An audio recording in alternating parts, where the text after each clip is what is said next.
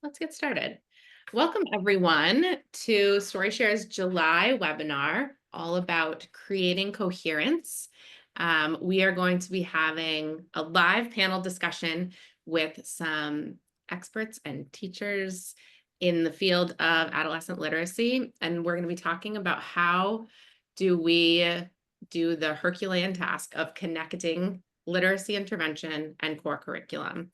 And our moderator today is Shara Engel, who is our Chief Academic Officer here at StoryShares and also a dyslexia specialist. And I just realized I forgot to introduce myself. So sorry. Hi, I'm Melanie. I'm the Director of Marketing here at StoryShares. And I'm now going to hand things over to Shara. Okay. Hi, everyone. I'm so happy to have everyone here today for this very important webinar. And I will continue just doing a screen share in just a moment. But we are really gathered here today to focus on this idea of coherence. And we want to hear from practitioners. And we're going to go into a lot of different strategies and questions and challenges. So I'm going to introduce our practitioners in just a moment. But to speak to where I am coming from with this work, Melanie mentioned I am the Chief Academic Officer at StoryShares and a dyslexia specialist. I am also a former middle school humanities teacher. And for the majority of my career, I had two different identities. I had the identity as an interventionist, which I often did after school hours. And then I had my identity as a core curriculum provider, as a general education humanities teacher. And it felt very challenging to bridge those two identities.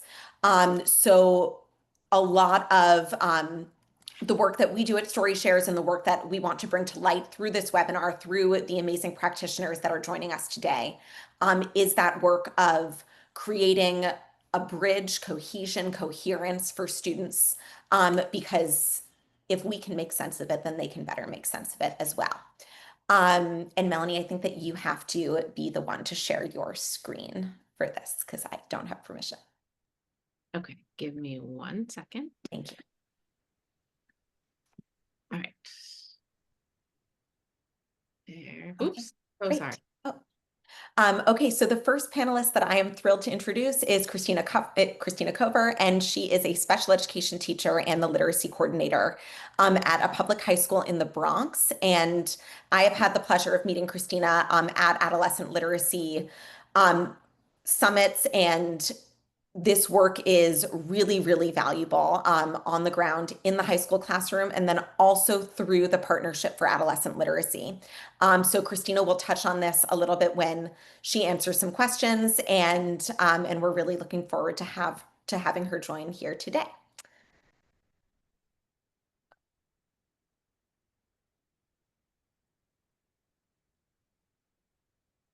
And then our next practitioner who is joining us is Melissa Whitmore, who is a reading interventionist and instructional accommodation specialist in Belleville, Wisconsin, with many years of experience as a special educator. And Melissa and Christina both use StoryShare's resources along with a whole suite of other resources to support their older striving readers. And then last but not least, I would like to introduce our CEO and founder of StoryShares, Louise Bagelman, who began her career with Teach for America and working with newcomers and multilingual learners who were in need of resources that supported them in really bridging the gap between their interests in the core curriculum and their interests in life and their growing reading abilities. So our objectives for our time together today through an organic conversation between these three amazing panelists is to share strategies for connecting literacy intervention to the core curriculum to further student progress, and then also to explore these different perspectives on consistency and coherence on students' literacy journeys. And at StoryShares, we always have norms for a community of practice. This is a webinar, so there isn't as much of an opportunity to interact in the chat. But what we would love for you all to do is to ask questions. So we have some questions prepared, but we would also really like to be responsive to questions that you have in your own practice about this topic.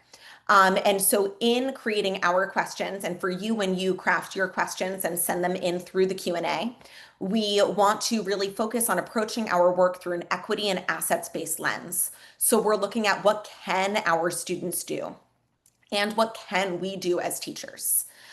We want to uphold a collaborative spirit and ask open-ended questions that speak to the experiences of our panelists. We will all be very candid if there's something where we have to follow up with you all on later. And if you ask a question in the chat that we cannot get to because of time constraints, we will follow up at the end of this webinar or in a day with a blog post where we will answer your questions, and we'll send that out as well. Okay, so without further ado, I would love for us to hear from our panelists. The first question that we have for today is, why is coherence between intervention and the core curriculum important for older striving readers? And I would also love to add, what questions do you have when it comes to, and questions and challenges have you faced when it comes to that forming that coherence? So I will have one of our classroom practitioners start this off, Christina, and then Christina will pass it on and we will rotate from there. Absolutely. Thank you so much, Sheer. And thanks to the whole Story Shares team for having me. It's such an honor. I think this is a really great way to kick us off, because when we think about adolescent literacy, we know that there are so many challenges that can get in the way of a coherent experience for struggling or striving adolescent readers. And so I think that coherence is really important, because as we know, as middle and high school teachers, we've got limited time, we've got a lot to do, and we know that students are urgently needing support in foundational reading skills. And so I think coherence is important because we have considerations like access to curriculum, teacher education and teacher preparation in implementing these curriculums to fidelity. And then we have questions of programming. Is the principal on the board? Is the programmer on board to help to find the time? Student motivation and preventing silos in the work is another challenge sometimes. And so I think that coherence is so important between intervention and the core curriculum, so that the students can see the value, they take the time seriously, that intervention time, and colleagues can see the value. So this work isn't in a silo and it's really embedded in the culture of the school. So really excited to talk more about that, but I think that coherence is certainly critical. Thank you so much, Christina. And I would love for us to hear from another classroom practitioner. So Melissa, if you have some thoughts in response to Christina, and then we will hear from Louise. I completely agree with Christina. She covered a huge chunk of why it's so important. And I think what happens for the classroom teacher or the interventionist is, how do I bridge that all together? And how do I make sure that I'm creating this balance of, do I do intervention? Do I support the core curriculum?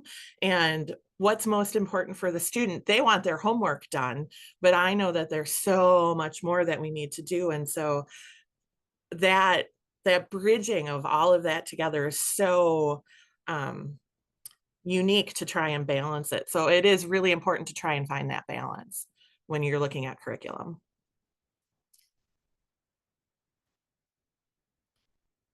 Great. Should I just jump in?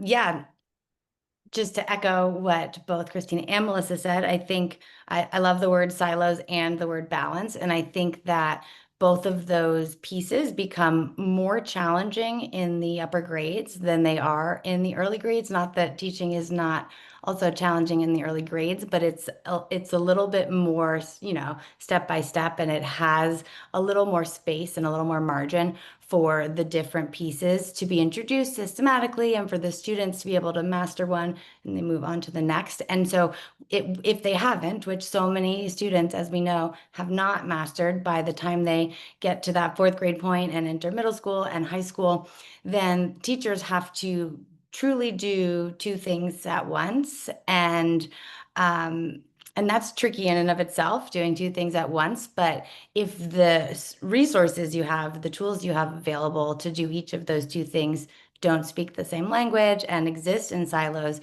then connecting the dots falls on the teacher, and thinking about how to make them aligned and coherent and relevant and comprehensive becomes a whole other thing that you have to master. And so I think, that figuring out a way to enable them to interact more seamlessly is a crucial piece of the puzzle, so that you can achieve both rigor and access at once.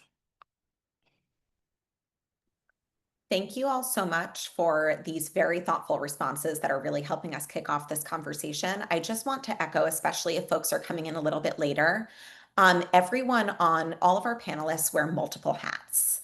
And that is in many ways a huge advantage when it comes to having this conversation, because we are able to put on the hat of someone who works in the classroom, and then also the hat of someone who's maybe in charge of seeking out curriculum for their school, or the hat of an advocate for adolescent striving readers, and that of a curriculum developer. So I really heard all of those perspectives come through with this first question, and I'm very excited to see this conversation evolve. Before we move on to the next one, do any of our panelists have anything additional to respond to here? I don't want to cut off an organic conversation. Okay, great.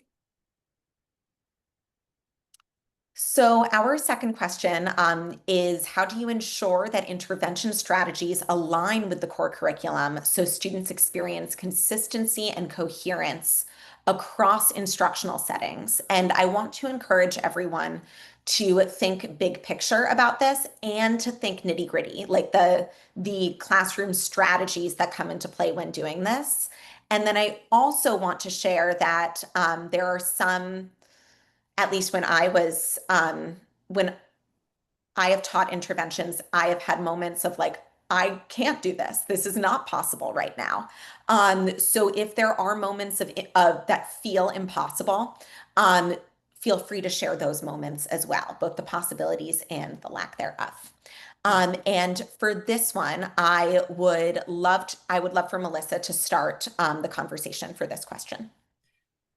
I thank you. I think that the strongest foundation that we have to create consistency and coherence across settings is really strong diagnostic assessment, and really taking that assessment and driving your instruction, so that whatever it is that the students really need to dive into, that's our main focus. And then we figure out how to take instructional strategies in the classroom, whether it's the text structures that we use, whether it's the language that we're using, whether all of those things are common. The framework helps support those students, not just in intervention, but also in that classroom setting.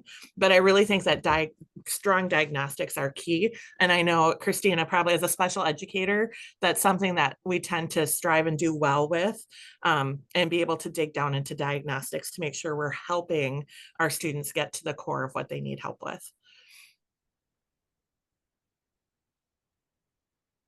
Thank you.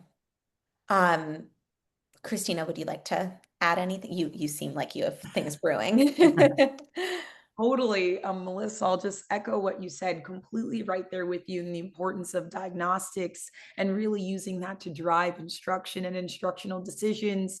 And I think that sometimes we see that some of the same, just like you said, Melissa, a lot of the same strategies or protocols that are features of intervention programs are also really strong in the tier 1 setting and can be transferred really well. And, I think, for example, just me, in my personal capacity as a teacher, one program that's really taken off in New York is rewards.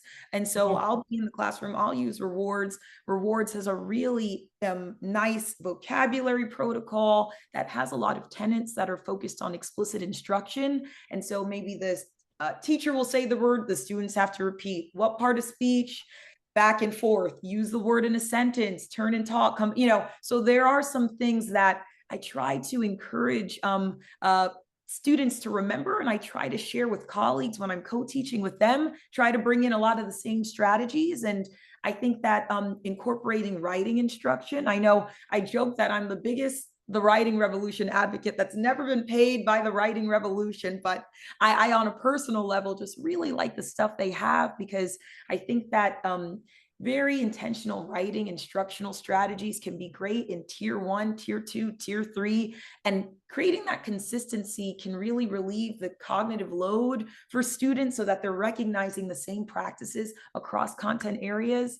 And then I also think about building background knowledge. And so I know StoryShares has a variety of both fiction and some nonfiction. Like, there are a couple of options you can pick when you pick your books. And so whenever possible, I'm creating intervention plans where topics are similar so that students are getting that background knowledge is awesome. And just MTSS in general, school-wide strategies that colleagues can use, and being in communication, again, to prevent those silos, to your point, Louise, on doing everything we can to make things easier for the entire school team. So those are a couple of thoughts for me on that.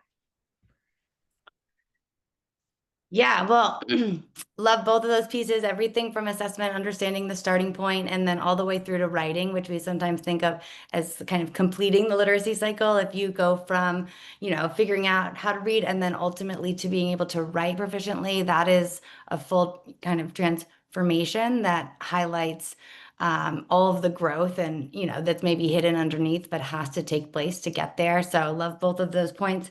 Yeah, and I think I would just like build on what I said before as far as access and rigor, and this applies to both reading and writing, which is sometimes in this space, they end up being put at odds, like rigorous we're going for rigor, and therefore like we don't want remediation or intervention.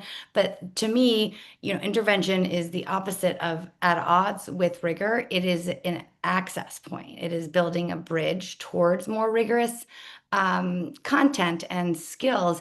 And that if you're asking a student, in 8th grade to assess a text in, analyze the plot and the character development, and you're using a text they can't access, it's too difficult for them to read, you're not assessing whether they can analyze character development, you're assessing whether they can access text. And so meanwhile, that student probably could perfectly well analyze characters and the traits that go into them, as long as they have a point to start where they can access the text and apply that same rigorous skill, but in a place where they're able to, and then not stop there, of course, but then be able to scaffold up towards those more complex and challenging texts. So I think, that it's about thinking of how they work together versus kind of are at odds, those two components.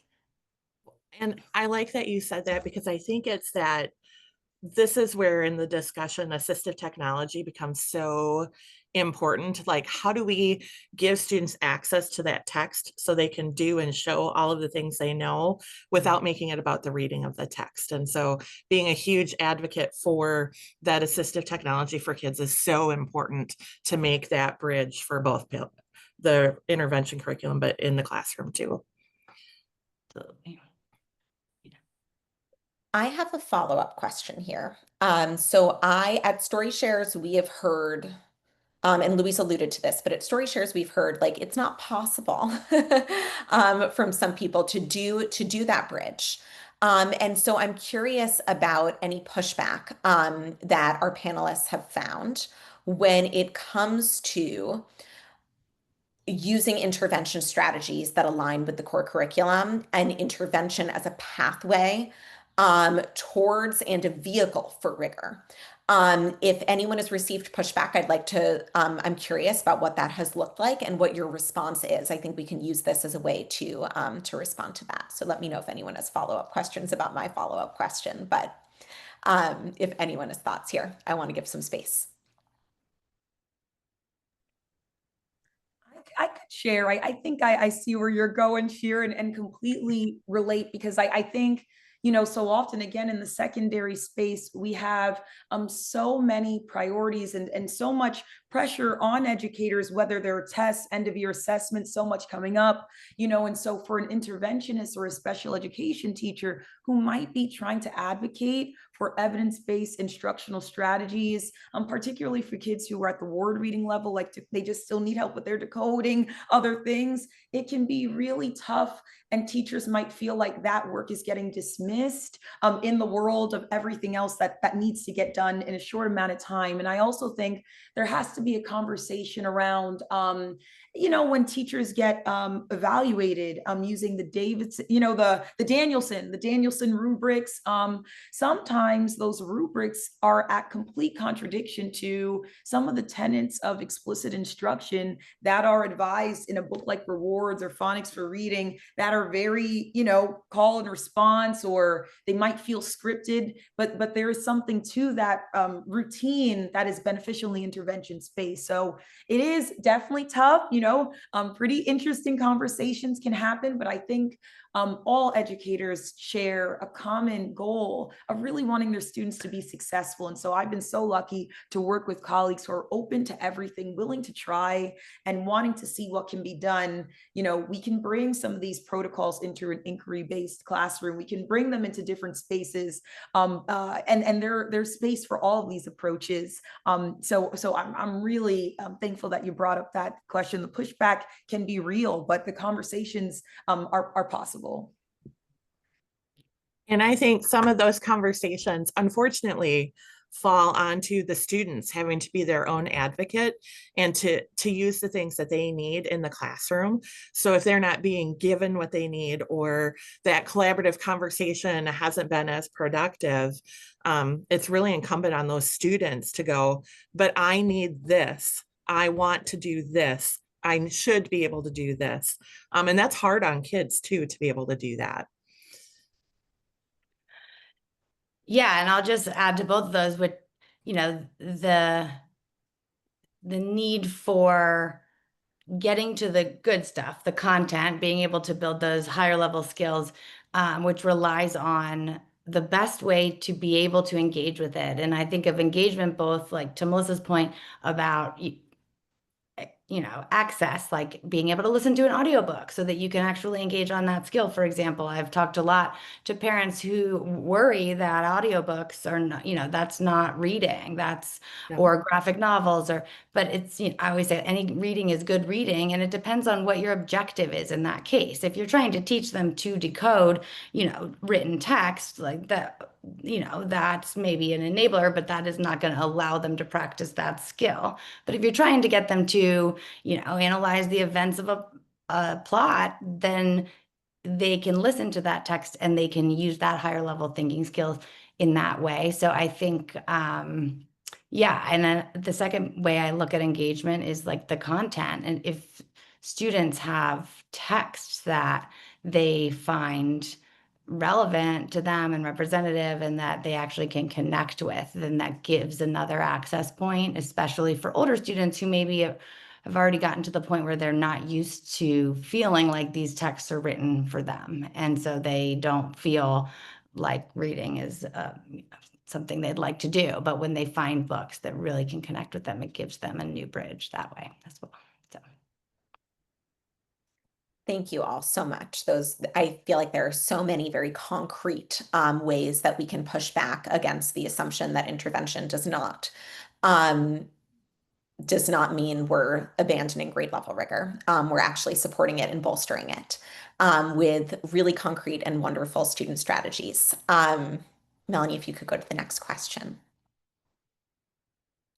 So speaking of those strategies, I would love to hear from our panelists today about how intervention strategies align with the core curriculum and can align with the core curriculum so that students experience consistency and coherence across instructional settings. And I know that in the responses to the last question, Christina, you mentioned looking at vocabulary and looking at knowledge building and zooming in on ways that we can support students in the intervention space in building background knowledge for the core curriculum. I think we can look at strategies outside of that, but I think that strategy alone is worth really zooming in on as well. So I'm wondering if you have any additional ways that maybe teachers who have not started doing that work, or administrators who are interested in creating and cultivating that bridge can begin that work. Totally, totally. And I agree. I think some of the conversation we've had thus far certainly lends itself to this discussion because, and again, it's all Dr. Anita Archer and all credit to that team. But I do think that what's possible for an administrator, I would say, could be to create bridges where perhaps core content teachers can visit in and have intervisitations with the interventionist teachers and vice versa, because being able to have an intervisitation cycle around vocabulary instruction or background knowledge or knowledge building can really give an opportunity for the interventionist to get a chance to shine, because too often that work sometimes is left to the corner on the sidelines, and the teacher might not feel like other people know what they're doing. And so I completely agree. I think that, going back into vocabulary, I would recommend starting with taking a deep dive at the instructional materials that are already at your school. And so whether it is a phonics for reading or a rewards, I know that StoryShares also has like instructional guides that go along with the books. And so there's a lot of great things in there too. Maybe taking a deep dive in that. And then as a team, I know I'm on my instructional leadership team at my school, talking with colleagues about whether it's just one or two practices that you can really hone in on and expand across a grade band, across a course, a content area, maybe the ELA department or the social studies department, and going from there can make a big difference. And so again, we're noticing that a lot of teachers who have a lot of experience, they say, and it's true, nothing's new under the sun. A lot of this has been around for a long time. And so just consistency, collaboration, and spotlighting the great work that's happening at the school can maybe expand it faster than you think. And teachers are always interested in hearing what's going on in other classrooms. And I think using that to start the conversation is key.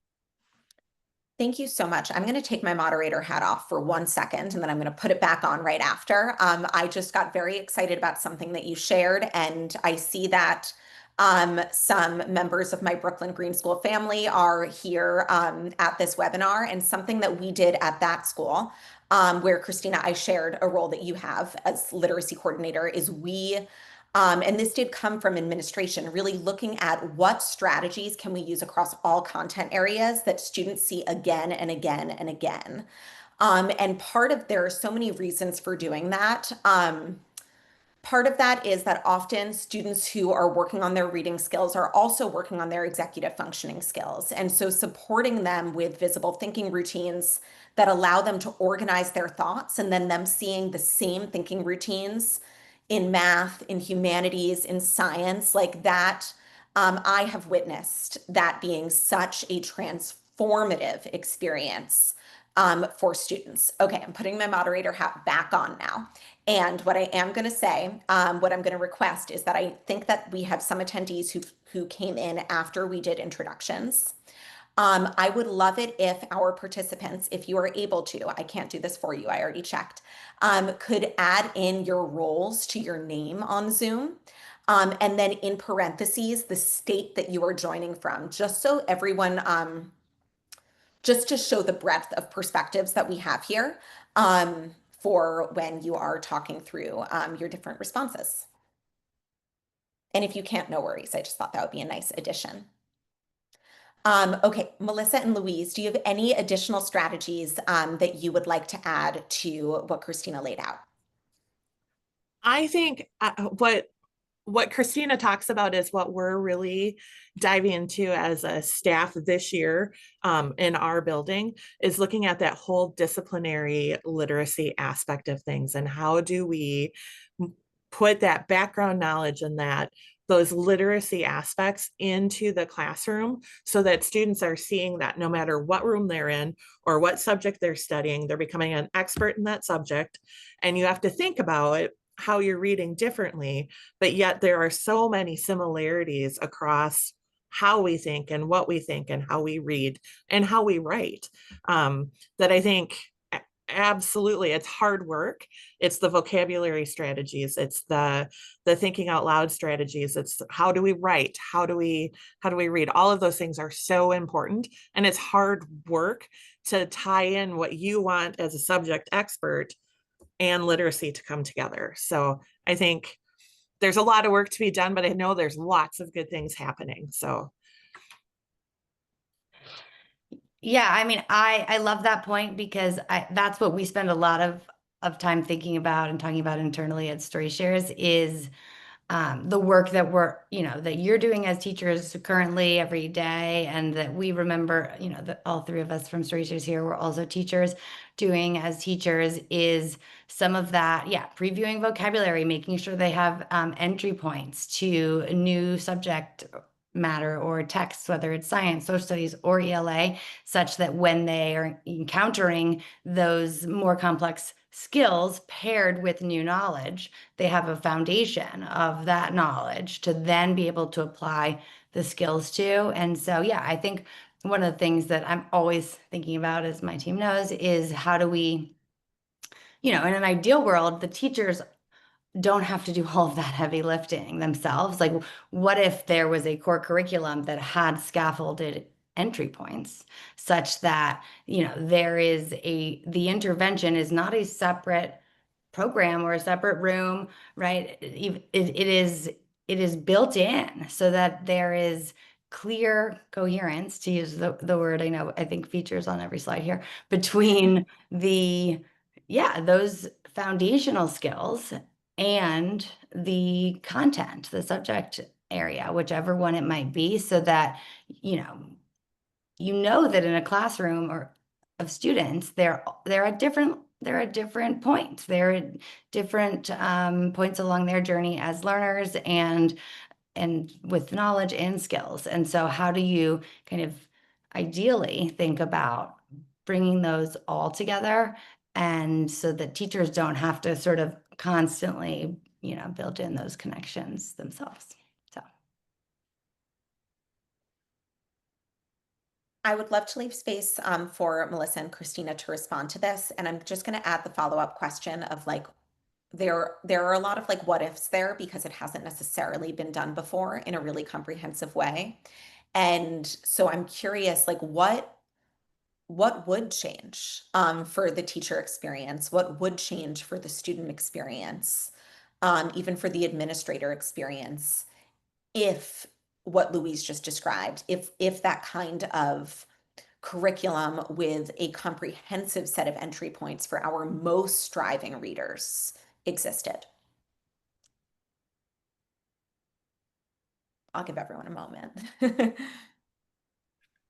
Yeah, I mean, it'll save a lot of teachers many late evenings into the night, trying to put together curriculum or make connections or try to, to what was shared, create those dots and dot those things together themselves. And to your point, Louise, it's a shame, but the coherence piece so often isn't there when we're trying to match what might be a state or district mandated tier 1 curriculum with the curriculum that we're getting, whether it's from a district level or that we might find something online, and just hearing all over, because outside of teaching, as Shira mentioned, I'm part of a project called Project for Adolescent Literacy. And so we're hearing from teachers all across the country and teachers from around the world who are saying that they feel like it's something that they're having to put together on their own. They're not sure what works. They have something that works, but they want to see what their colleagues think about it. And so to have a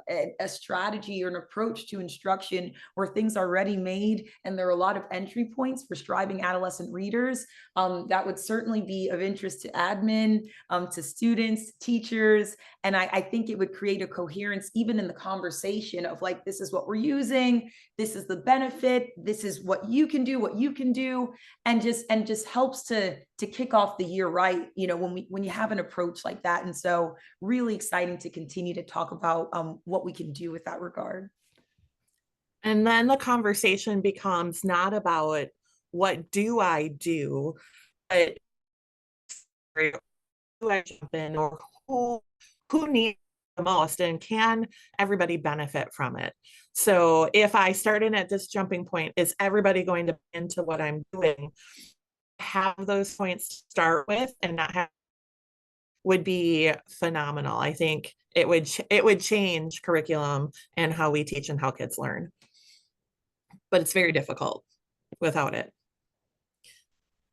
Yeah, and to your point, earlier point, Melissa, I would give you a way to really leverage that diagnostic assessment data, right? Because then you have ways to figure out where everyone starts, but you're not doing that and thinking about how to start them there, So yeah, absolutely. Lowers the lift overall.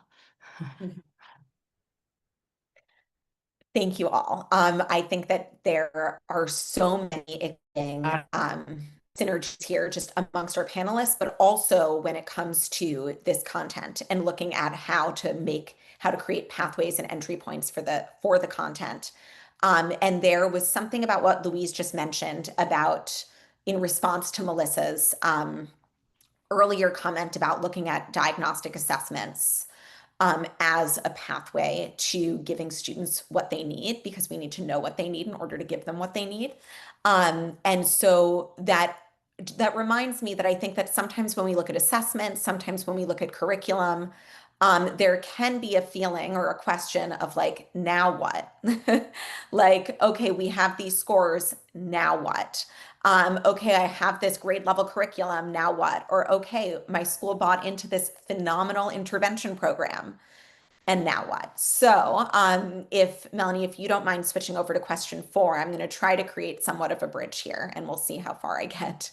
But I think that our next question is, how do you all, in your different roles, balance the need for targeted intervention? So based on those diagnostics, looking at a full MTSS model, with the demands of grade level standards, and core curriculum. And when we look at grade level standards, I would love if everyone could focus on the ones that you use. So if you use Common Core, focusing on Common Core. If you use something else that's state specific, zooming into that. So this question, I think, can help us answer that now what a little bit. And if there are challenges for these things, we would also love to hear about the challenges too. That can be a great entry point to discussion. For this one, I am going to leave it open to whoever feels moved to speak to this one first, based on their own experiences.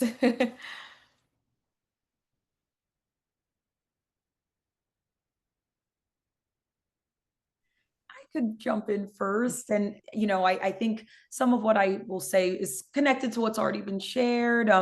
I know that one way that secondary educators in New York and across the country are balancing interventions with the demands of grade level standards is through really a strategic programming. And so where I am in the Bronx, where I teach, my school has SRP, strategic reading period. And that's a time that the district is encouraging schools to set aside in the program so that there's dedicated time for instruction. And so students don't have to miss a core class or miss another special, and they really get dedicated time. And so from a programmatic perspective, I think that's essential. And again, with my PAL role, I've learned that many teachers across the country don't have that quite yet. Maybe their school hasn't put aside a strategic reading period. And so that's one way that I think you can really address that balance, and something that, teachers might encourage their administrators or the programmer at the school to try to find a way to do that. I think that sharing updates on students' progress in interventions with colleagues is another way to kind of strike that balance, because so often, high school teachers, middle school teachers might feel like, oh, this student, they're not doing as well in their core class as they should. But when the intervention teacher can show that data, those diagnostics, to what you said, Melissa, having that data is so key, because then you can advocate for the student, and the student, like you said, Melissa, the student can also advocate for themselves themselves and what they need to achieve standards in core classes.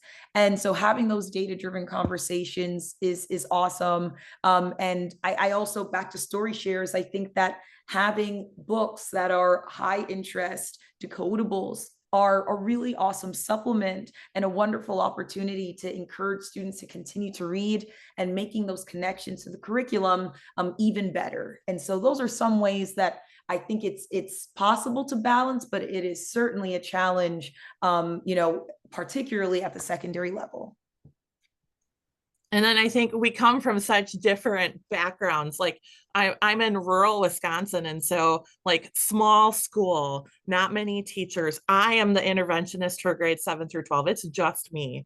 And so how do you take, I guess my answer to this would be, I protect that intervention time because I have to actually fight for it. And I do have to pull kids from Common Core classes. And I don't want to, but we need to get them what they need. And so I want to be very purposeful with what we do during that time. I've always been a big advocate of, I want to be a good consumer of your time. How can I do that and get you what you need? And how can you help me do that as a student? And so really being purposeful about that time, not trying to guess at what students need, but really use that high leverage intervention and that diagnostic criteria.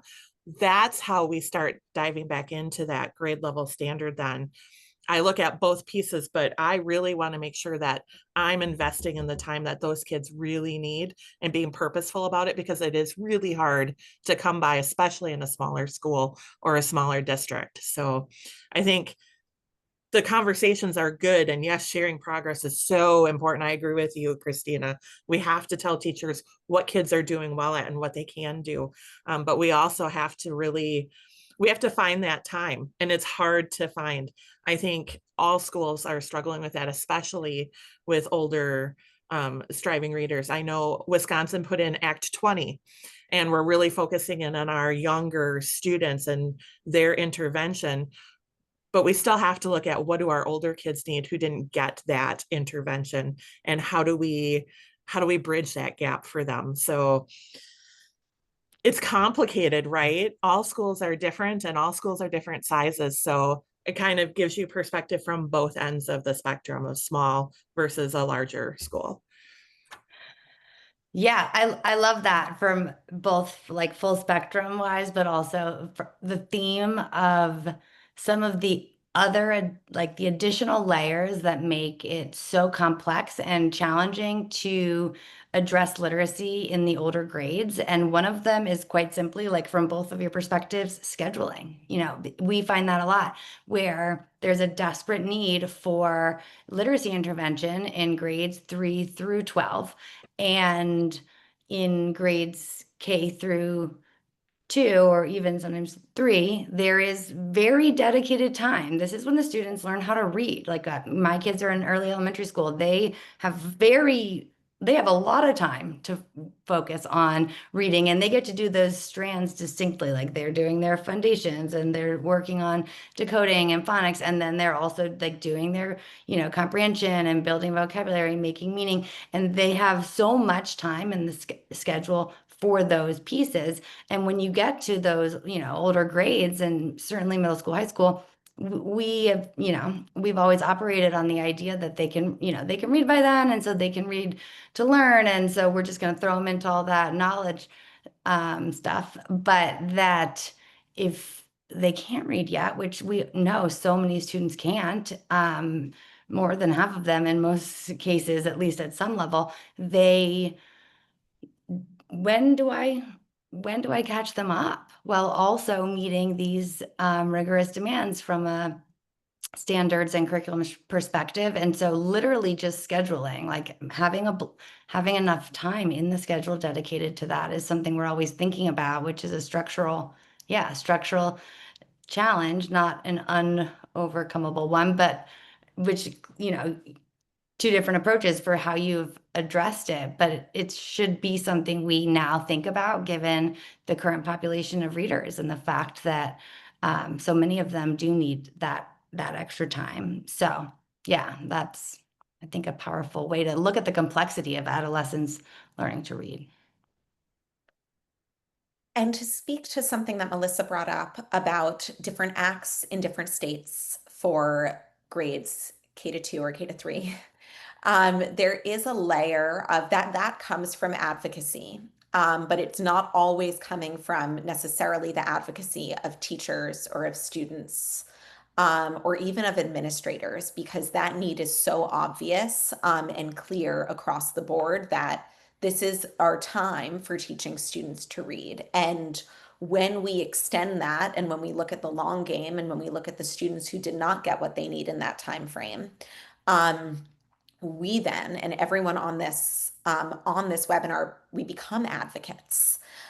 In addition to all the other roles that we have, and that you all have. And so looking at that advocacy piece, I think is a really important big picture, part of this puzzle that I feel like every single one of our panelists just brought up in a really important way. So I just wanted to bring some extra attention to that. Thank you.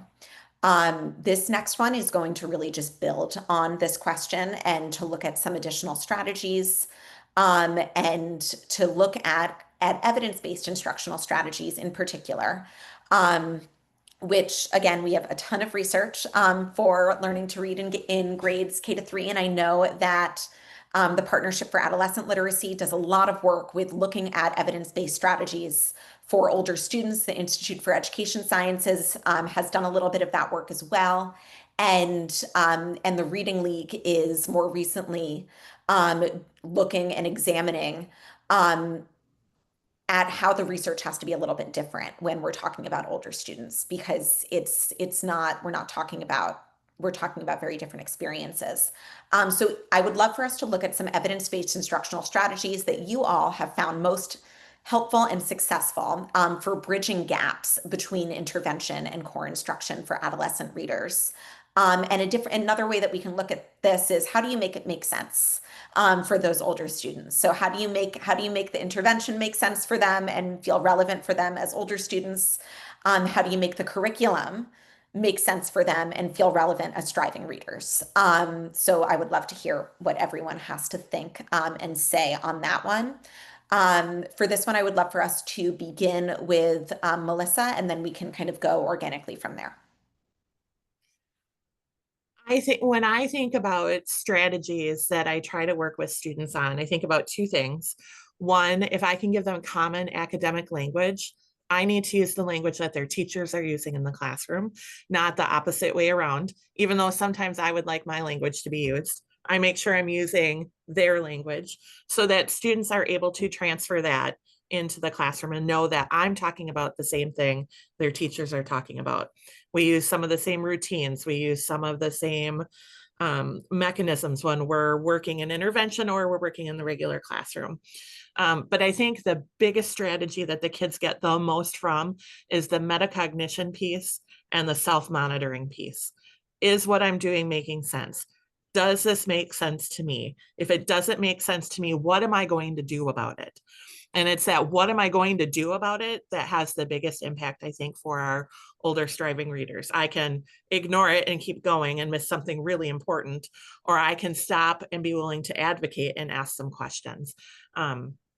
And I think that at the core of every intervention for an older striving reader, that's the most important part is, are you monitoring what you're doing, and is what you're doing making sense? And if it's not, then we have to be okay to say, stop.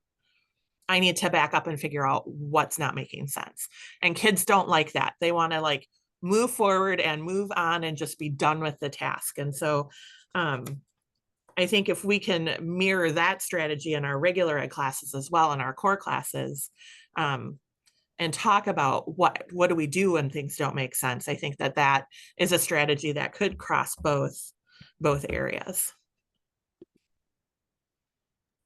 I totally agree, Melissa, particularly around executive functioning, self-regulation, really being able to, process and navigate what you might do as a reader if you are having a hard time understanding and going back. And there are quite a few strategies that definitely come to mind for me as well. There have been some that we've been able to use in like that tier 2 space, for students who have decoding down, but might just need that extra practice in their reading and their comprehension. So many out there that are excellent, that I really think address those skills. And I'll go back to, again, rewards, phonics for reading, the writing revolution. There's another that's on the writing side, SRSD, self-regulated strategy development, which is another one that relatedly asks students to pick your idea, organize your notes, think about everything in a sequential way as they're writing, to really process what they've read.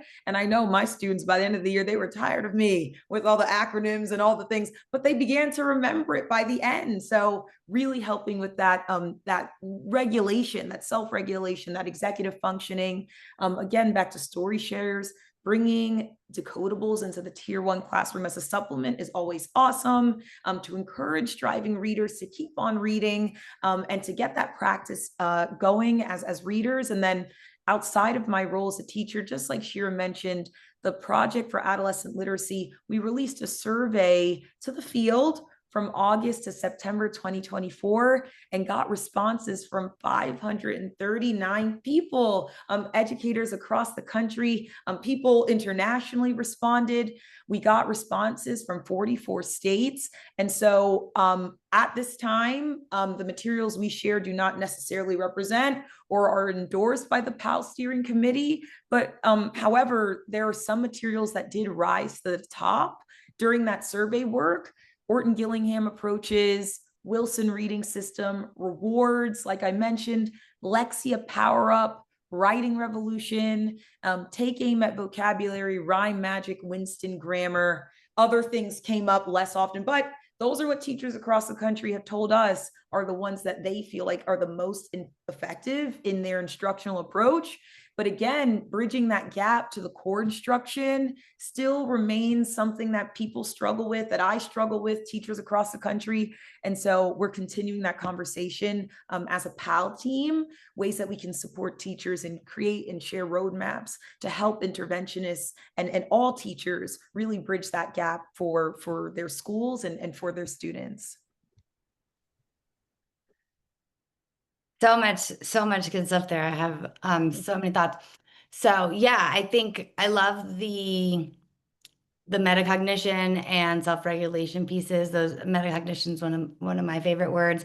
And I think it's interesting because, in recent years, like comprehension has become sort of a loaded word, like teaching comprehension in literacy instruction. And, there's a lot of theories out there that say, we need to teach those foundational skills, the phonics, decoding, fluency, and then vocabulary background knowledge, but teaching comprehension is, not where it's at. And to me, teaching comprehension is literally about metacognition and self-regulating and monitoring and pausing to think, did I understand that? Oh, I didn't. I need to go back and reread it, which even as fluent readers, we all know the experience of like slightly zoning out when you're reading a page and realizing you didn't process the information and knowing to go back to do it again. And so, yeah, I just think that's what, as a teacher, many of my students who were newcomers could read, they could decode and even could read relatively fluently, but then you'd say, what was that about? And they did not know. And they didn't even fully know that they didn't know, which is where that metacognition comes in. So much modeling around, like, I'm reading this and I'm like, wait a second, I don't think I know that word. So I'm confused about what that sentence was saying. And then, having them build in that practice for really processing. So love that. And then I think the other piece for me is around, yeah, like you mentioned, Orton Gillingham and Wilson, and there's those really tight foundational approaches. And when it comes to older students, finding ways to bridge that with both practice and relevance and engagement. And that's what we spend a lot of time thinking about, because if you compare that with options for texts and stories that are engaging and representative and relevant to students, and allow them to still approach it in a structured way and really speak to the social emotional components that make learning to read as an older student more complex, then that's the other bridge. It's the core intervention bridge, but it's also like the structure and emotional bridge, and practice is required for becoming, a master of anything. And so reading requires that, and we don't practice things meaningfully when we don't enjoy it at least a little bit. So figuring out how to bring all those pieces together. And I think that's the beauty, Louise, of Story Shares, because Story Shares aligns to all of those curriculums. It aligns to Wilson, it aligns to Orton Gillingham, and I can use those stories to practice the skills that we are targeting with those students, and we're giving them that exposure and that connection to things that they're interested in. Thank you. Yeah.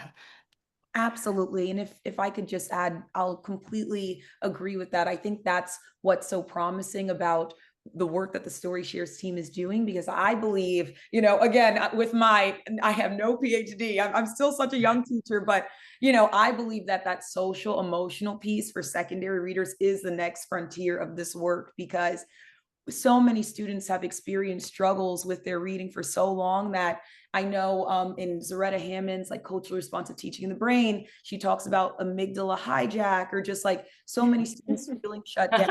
Like, I'm sure we talk about all the time. I know. So if we can find a way to really address that in a comprehensive way for secondary readers, I think that's where research needs to bring its attention next, because I think that's the next frontier, and our students deserve nothing less than for us to really crack that code and find ways to approach this instruction in a culturally responsive way.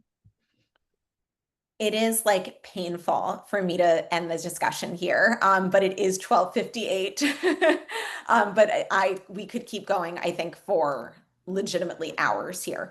And we can keep going offline/online, but not synchronously. So if you have questions, if you are an attendee with questions, or even if you are a panelist with more points that you would like to discuss, if you could please use the next 2 minutes to put those questions in the Q&A, and we will craft a blog post in response to those questions that we will circulate. And the beauty of our blog posts is that which I will get to in a moment, we constantly revise them based on new things that we learn, new things that are asked.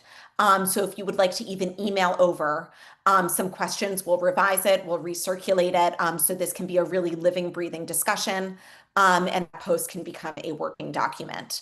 I'm just going to take 30 seconds to preview our next webinar, which will be an extension of this topic. Story Shares is debuting our own adolescent literacy intervention program called Story Shares Lift, Literacy Intervention for Teens. It is for grades 6 through 12. And it brings together a lot of what we've already been doing. And there are 2 objectives to every lesson. There is a foundational skills objective, and then there is a standards aligned grade level objective, so that students are doing all of this work at the same time. And there's a lot that we can touch on there. And it felt like it was so much more important for us to have this broader conversation first. But Melanie, if you can go to the slide with information about our next webinar, we are referring to this as Uplift, this idea of merging intervention with grade level rigor. And that next webinar is going to be August 7th at noon. And there's a QR code here if anyone would like to register for that. And we'll dive into what this looks like in our program. And we'll also have space for you all to continue to share best practices for what this looks like in other programs and other classrooms, because we want this to be with all students, we need to be really responsive. And with older striving readers, they have like the added benefit of being able to tell when we're not being responsive, because they've had a lot of experience in schools. And so we're really trying to be extra on it with this one. So we would love any feedback you have to that end as well. Melanie is going to close us out. I just want to say a personal thank you to our panelists. My brain is just whirring. And I'm really excited to continue this conversation in many ways. Awesome. Thank you so much, Shira. Thank you to our panelists. Before I end the Zoom or the webinar, I just want to know, Christina and Melissa, is there anywhere you'd like us to follow you, or a website you'd like to share, or anything you want the audience or us to know? I'll start with you, Christina. Is there any place we can follow you or find you? Sure. Thank you so much. I'm Christina K. Cover on X, always Twitter to me. I'm on it too much. I'm also on LinkedIn personally. And then for PAL, the Project for Adolescent Literacy, we are in the midst of our design cycle sprint. So we have these design sprints that are ongoing, where a small group of teachers have been focusing on assessment and data. And now we're going to be closing that and then launching on July 28th, a cycle focused on instructional materials. So very related to what we talked about today. We'll be joined by Dr. Alfred Tatum. We'll be talking about instructional materials and instructional strategies for striving adolescent readers. So that'll be July 28th. So to learn more and get involved, you can go to seekcommonground.org/PAL, PAL, to sign up and RSVP. Amazing. And we will put all of that information in a follow-up newsletter so people have links to click and everything. Melissa, is there anything that you wanted to plug before we leave? No, I just have an Instagram that I can give you guys and to follow along. But thank you so much for this opportunity. It's been really great to talk with you all. Thank you so much. This was so fun. It was thrilling. I'm so sad that it's over. Louise, is there any last things you wanted to say? Okay, just saw you. Thank you. Thanks, everyone. Thank you to the panelists. Yeah. If you have any additional questions, things you're wondering about, you can reach out to us at info@storyshares.org. And again, we'll be sending out all links and things to dig into and a recording of this webinar in a newsletter tomorrow. So thank you again, everyone. Thank you, Christina and Melissa and Louise and Shira for being an amazing moderator. Thank you, everyone, and see you soon. Bye.